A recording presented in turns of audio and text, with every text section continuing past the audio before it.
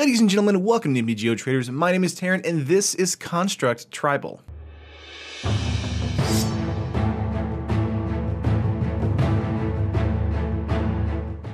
Alright guys, if you saw it last week, we actually went up against a deck similar to this on the stream. It was a Construct Tribal deck.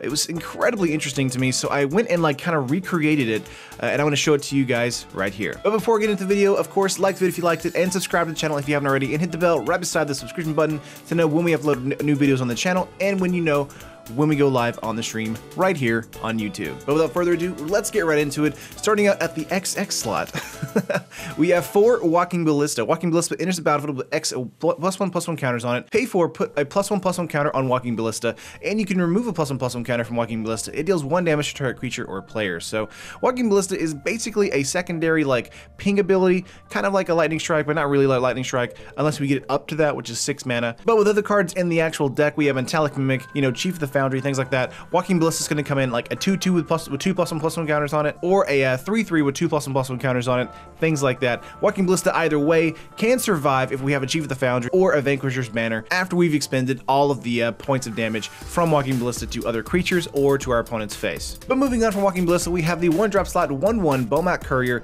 It is an artifact creature construct with haste. Whenever Bomat Courier attacks, exile the top card of your library face down. Of course, you can pay 1 red, discard your hand, sacrifice the Courier, put all cards exiled with Bomat Courier into their owner's hands. So the Courier is a great way of refilling your hand in the mid to late game, and it's a construct, so it's exactly what we want to be doing. And of course, it's going to be getting that artifact buff from a Chief of the Foundry, and then of course the buff from a Vanquisher's Banner, and of course a buff from Metallic Mimic. So this can come in as a 1/1, a 2/2, a 3/3, or even a 4/4, depending on what our board state looks like. And of course, it has haste, and it's only 1 mana. So the Courier is great for us on the curve. Moving up though, we have 4 Metallic Mimic. You know what's in here. It's a 2 mana, 2/1 Shapeshifter. As Metallic Mimic enters the battlefield, choose a creature type. Metallic Mimic is a chosen type in addition to its other types, and each other creature you control of the chosen type enters the battlefield with an additional +1/+1 counter on it. So this is the only card that's not technically a construct whenever we cast it, so Vanquisher's Banner does not work with Metallic Mimic, sadly. But other than that, Metallic Mimic is going to help us kind of get +1/+1 counters on all of our other creatures, all of our other constructs,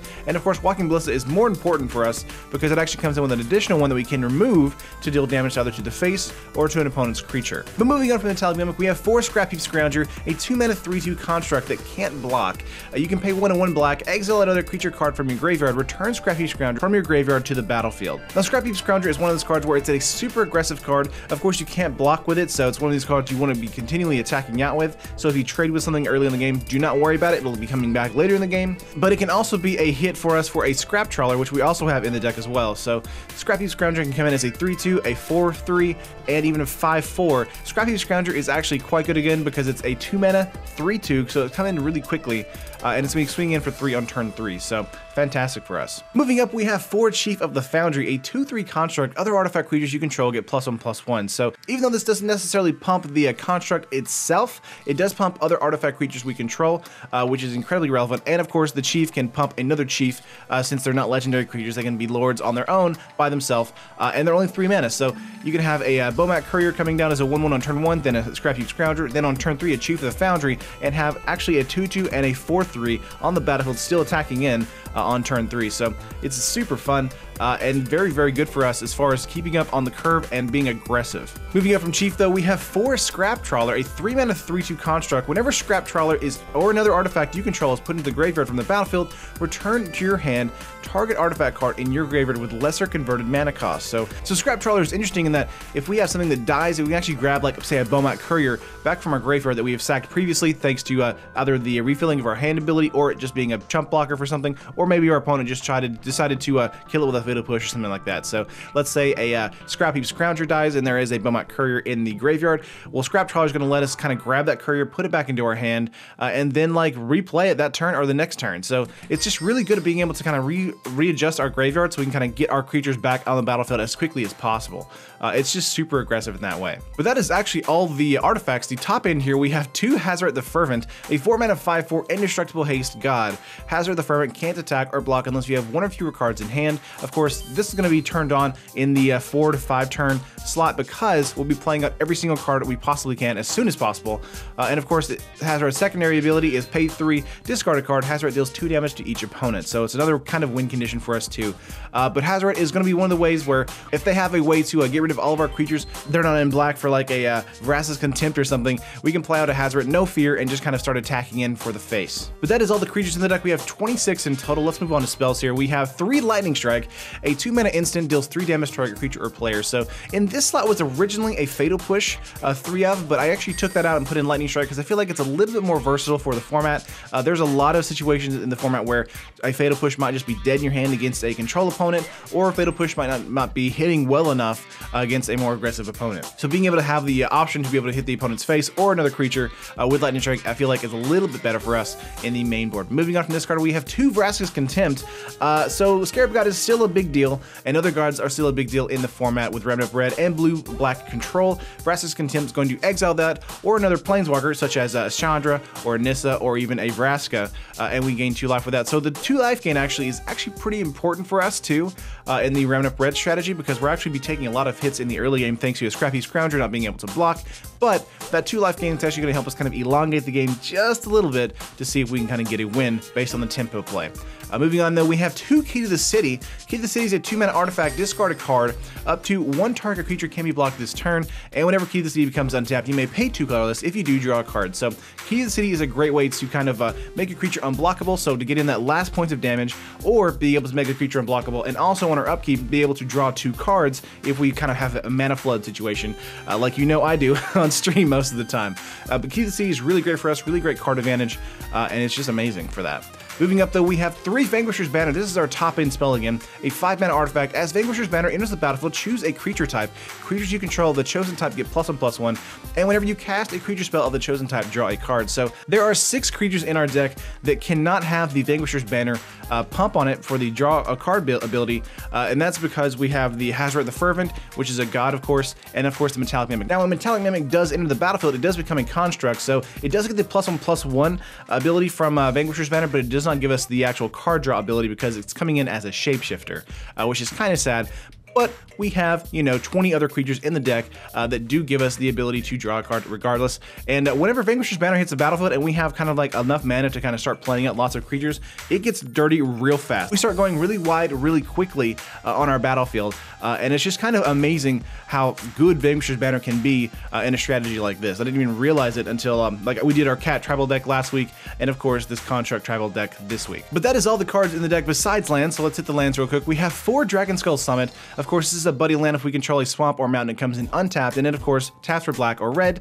We have 2 Field of Ruin because as Kanta in the control strategies is a total headache, and we want to make sure that that's going to be destroyed. We also have the Absent Token strategy with the Legion's Landing deck, so we want to make sure that that's going to be out of the way too. Field of Ruins can help us do that and kind of help us search for another black mana or red mana just in case we need to as well.